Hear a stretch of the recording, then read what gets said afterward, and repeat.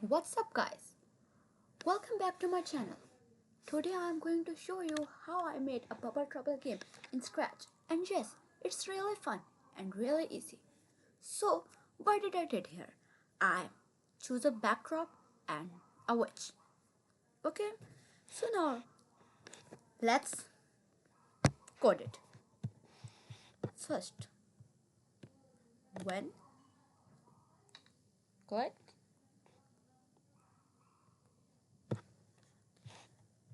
we're going to make a variable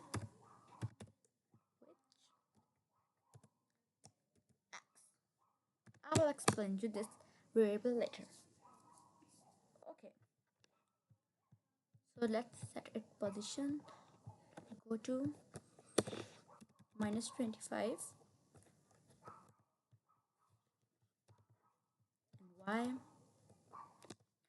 -124. Got it. Now next, in forever loop, we want our wedge to move right and left. So as you know, we have done this several places.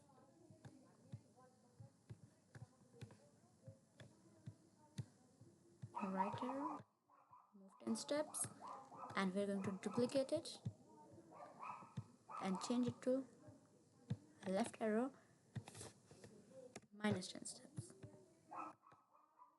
Okay, now let's see. Very good.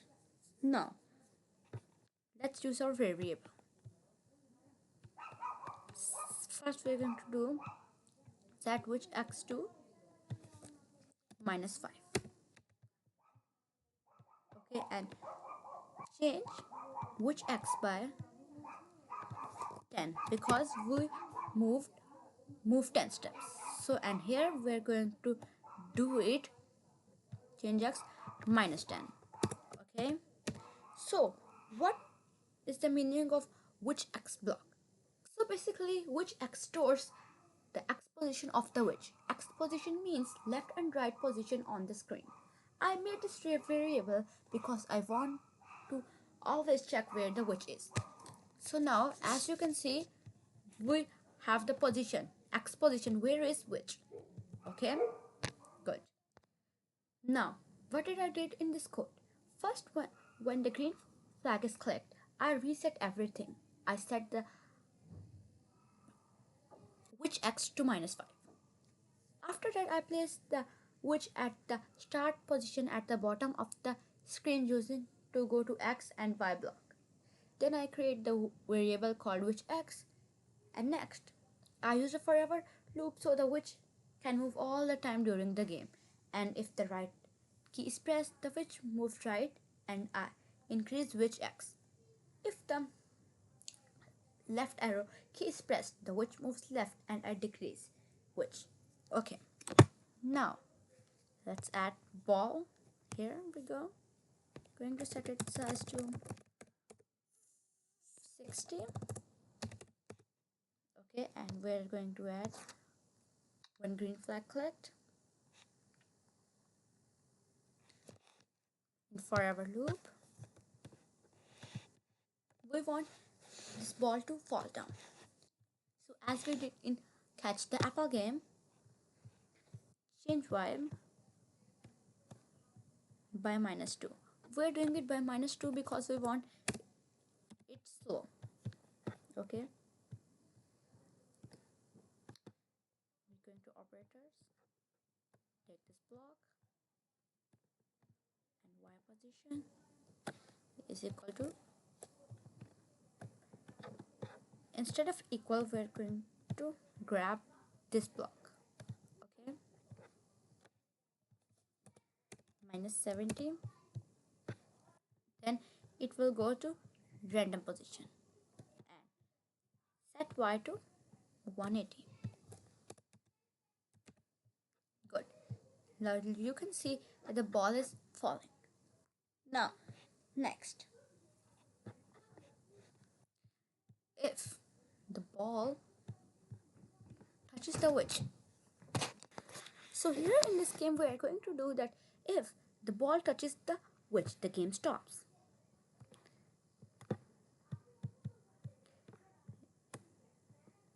switching which,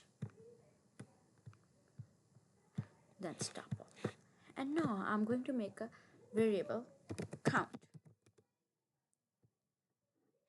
Okay, it is going to count when the ball falls, how many times. Okay, first set count to 0. Yes,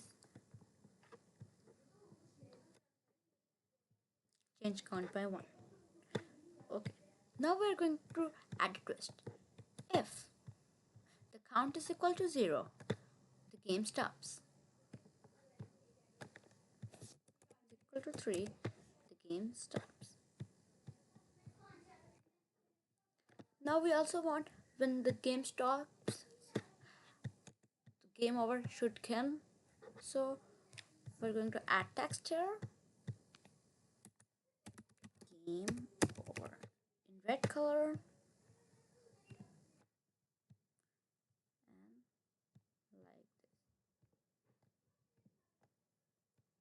Game over.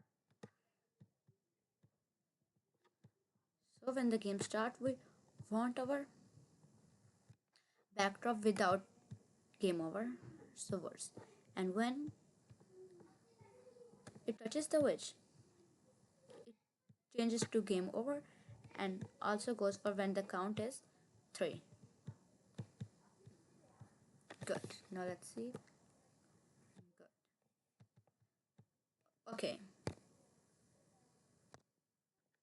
And the most important thing, always set y to 180. Okay. Now we are going to duplicate this ball as we want 2 balls, and ball 2 we are going to set its color to purple. It would have the same code as I duplicated it, but we are going to add wait 2 seconds, that it will come after 2 seconds, and before 2 seconds it would hide. When the 2 seconds is up, then it shows. Okay, now let's add lightning. Before lightning, let me explain you what I did in this code. First, when green flag is clicked, I set the game scene by switching the backdrop towards, and I make sure the yellow ball is visible. Then I place it at the top of the screen by setting its position to 180. After that, I use a forever loop so the yellow balls keep working during the whole game. Inside the loop, I make the ball fall down slowly by changing its position by -2. If the ball goes below the screen, which means the player missed it, I send it to a random position, set its y back to 180, and increase the count variable by 1. This keeps track of how many times the player misses the ball. If the yellow ball touches the witch, the game ends immediately. Okay, and same goes for this. Now in lightning, first we're going to set its size to 30. Yeah. When flag clicked,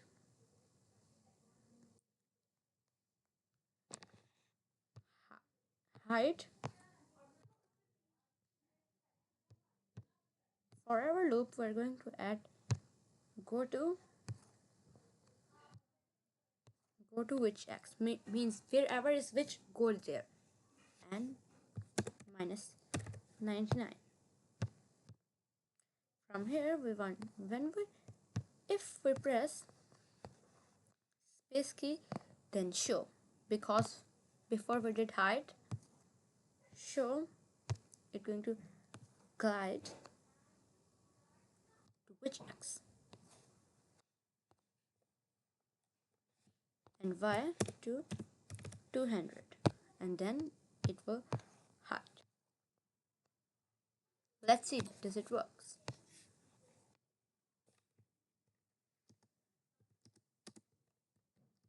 Okay, a most important thing, we will add that if touching lightning,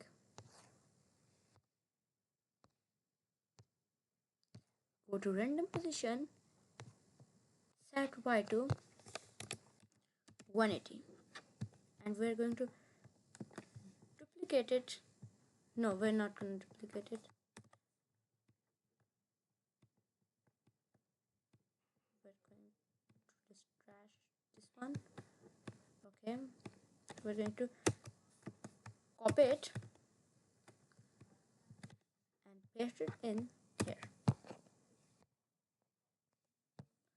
Okay, and before it, let's quickly add score.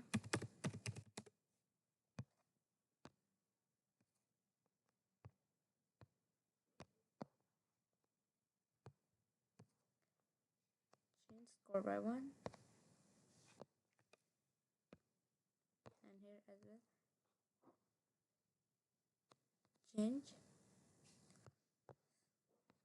score here if touching lightning. Okay, let's see now.